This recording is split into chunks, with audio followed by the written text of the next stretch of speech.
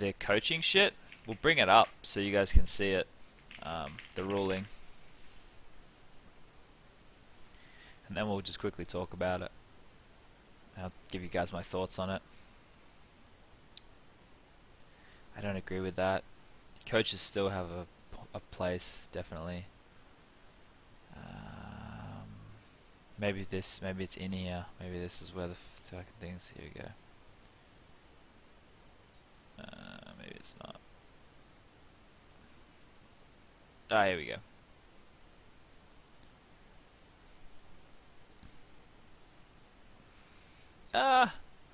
I don't know about that, Panda. Here's the ruling, okay? For you guys that missed it, this was happening when I was going to sleep last night, so I kind of just went to bed, and I didn't think it would. Well, I obviously thought it would be the casual shitstorm that always tends to happen with all this stuff. But this is from Valve. With unrestricted communication with their players, coaches can currently function as a sixth player, and not solely as a source of guidance or training.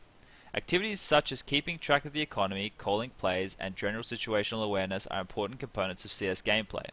If a person is performing these actions, we consider them a player.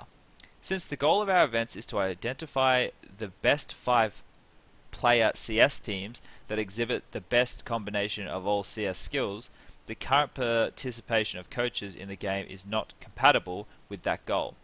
To address this problem, future Valve-sponsored events will enforce the following coaching rules. During a match, the coach may only communicate with the players during warm-up, halftime, or during one of 4 30-second timeouts that the coach or player can call.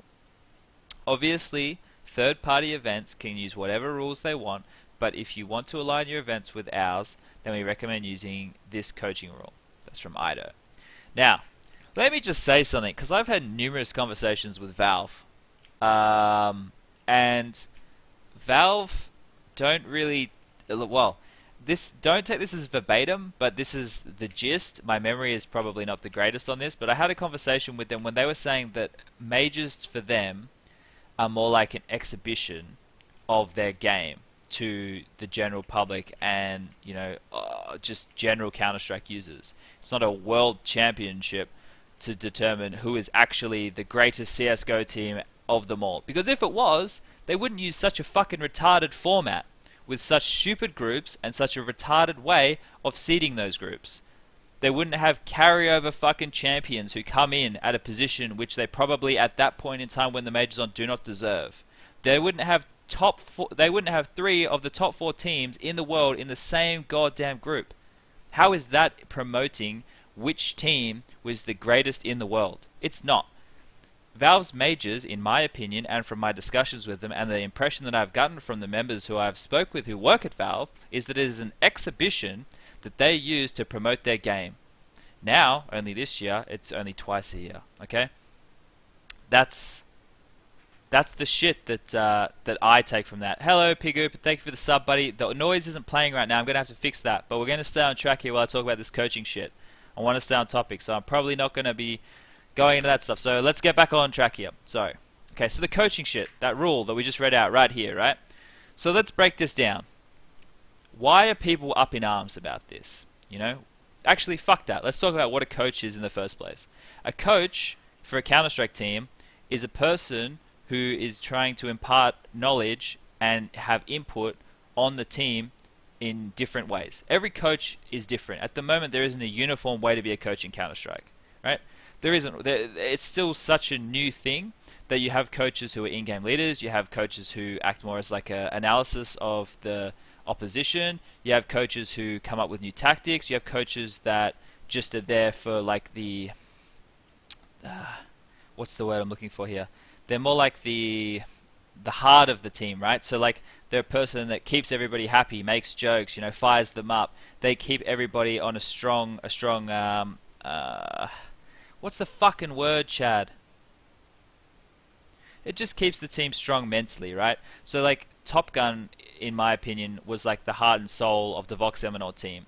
And he wasn't the in-game leader, but his job within the team, as well as being a player, was to be somebody who had a positive influence on the mentality of the team.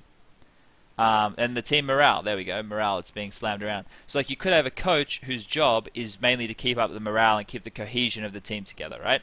So like that could be a coach's job. A coach has like a list of things, right? He could be like, he could do the scheduling of practice. He could manage the players in terms of like he could look at individual mistakes to do with like re-peaking or just really small things like buying head armor as a C tier when you don't need it.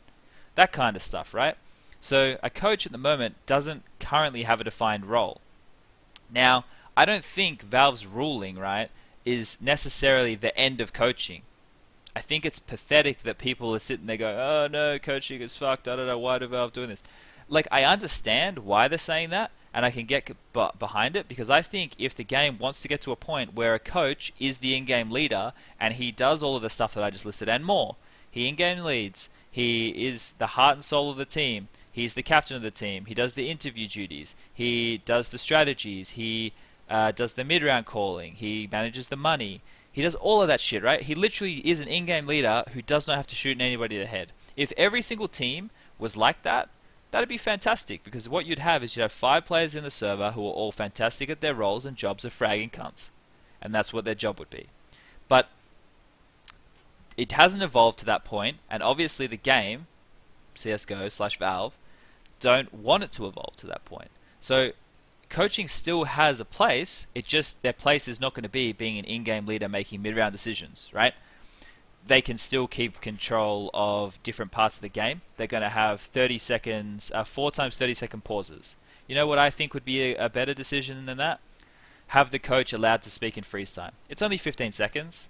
Have him talk. He can call the strat at the start of the round. He can just maybe mention the money situation. He can say one of 150 different things, but he only has 15 seconds. It's not a lot of time to talk. It's not a lot of time to convey everything he needs to, right?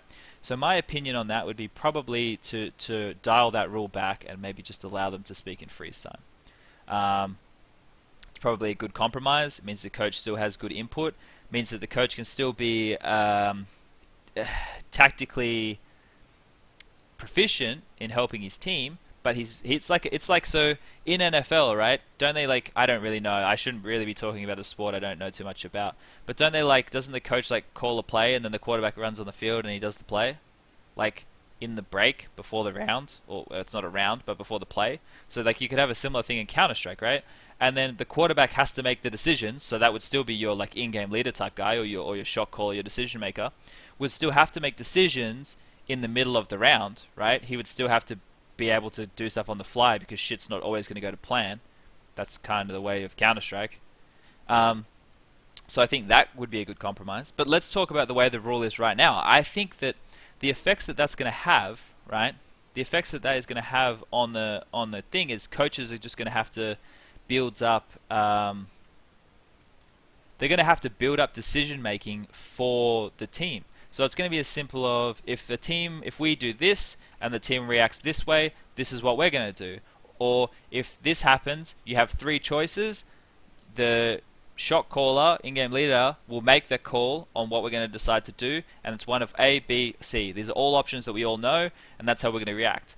And that's the theory side of Counter-Strike that Fallen and Zeus and all of the guys from SK have spoken about. If you've seen any stuff with them about talking about how much theory they do or how much they put into talking about the game, that's exactly what they're doing by talking about theory. They're talking about hypothetical situations, and they're prepping themselves so that when they're actually in the game, they have predetermined ideas of what's going to happen. It's not all new to them. It's not, fuck, we got to scramble and do this. It's, we've talked about this situation, we know how this is going to play out, and this is what we're going to do. Or, we've spoken about this situation, we have A, B, C, or D to choose from, let's do one of them. They can stay calm, they don't have to panic. So a coach can impart that knowledge on them. A coach can still scout the enemy. He can still watch the demos. He can still sit down with the players before. They can sit around in a table. You know, you can have a fucking screen up here. The cunt can go, hey guys, okay, so Fallen likes to AWP here. Or when they do this A execute, Zeus likes to go Palace. Or, you know, this is the line that JDM always picks. Just wait for him. On the first gun round, I watched 3 of JDM's demos. He picks this line every time. Simple. Still something the coach can do. He doesn't need to be talking every round. He preps his team before the game, or fuck, I'd hope he would.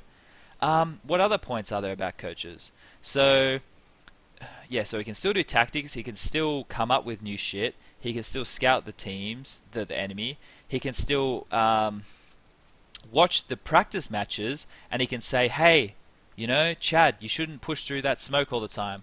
Or in that situation, you had utility. Stay mindful of the grenades you have to delay. Or, like I said before, you don't have to necessarily buy head armor on the CT side when you're versing AKs. That kind of stuff. The coach can look at those little things, and he can tell people. Like he can fix those small mistakes, right? He can motivate the players. The coach can still be that support, that morale. He can talk to players if it seems like they're having trouble. He can monitor communication. He can take notes of mistakes, which I've spoken about 3 times, but whatever. He can still schedule practices. He can. What else can he do? Well, he can still take the pause for the team and tell them what he sees is going wrong. 4 times 30 seconds is quite a lot. There's lots of different things that a coach can still do, even though he's not able to be the in-game leader. So I don't necessarily think that it's the death of coaching that everybody seems to be saying, or that the coaches are going to lose their jobs or whatever. You still have need for these people, and they're very important, because having somebody who can assist the in-game leader or can be imparting new knowledge and new ideas on the team is a very important aspect. So when I see all of this negative stuff about the death of coaching and not agreeing with it, that's fine. I understand that people don't agree with Valve's decision. And like they said, third-party events, they don't have to follow it. Other events can just simply say, we're going to keep doing it, Valve, and that's the way it's going to run.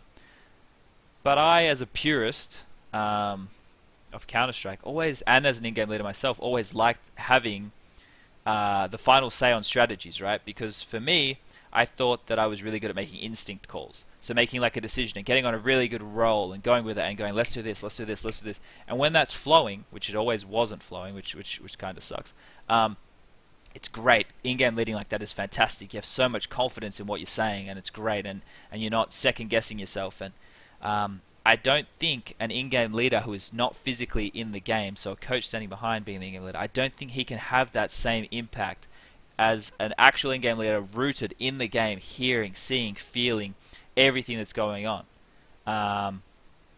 And I think that I would like to see a swing back to the way it used to be, and having the coach inputting in all those other ways. But like I said, I think that the coach being able to talk in freeze time would be a good compromise, and it would probably keep everybody happy. I do think having a coach as an in-game leader would make the game progress further in terms of seeing higher skilled or a higher ceiling of decision making. It takes a lot less pressure off the players in the server. And I think that having the players being able to focus more on the game, shooting people in the head and making sick plays, as opposed to having to worry about the strategical side, has its positives. But I don't think that it's the end of coaching. I definitely don't think that coaches should worry about their future in this game, because I think it's very important. League of Legends coaches don't even get to stand behind them while they're playing. League of Legends coaches literally come out, help with the ban phase. They've prepped the team on all of the shit in practice in the time before the match, and then they fuck off. They're not allowed to do shit.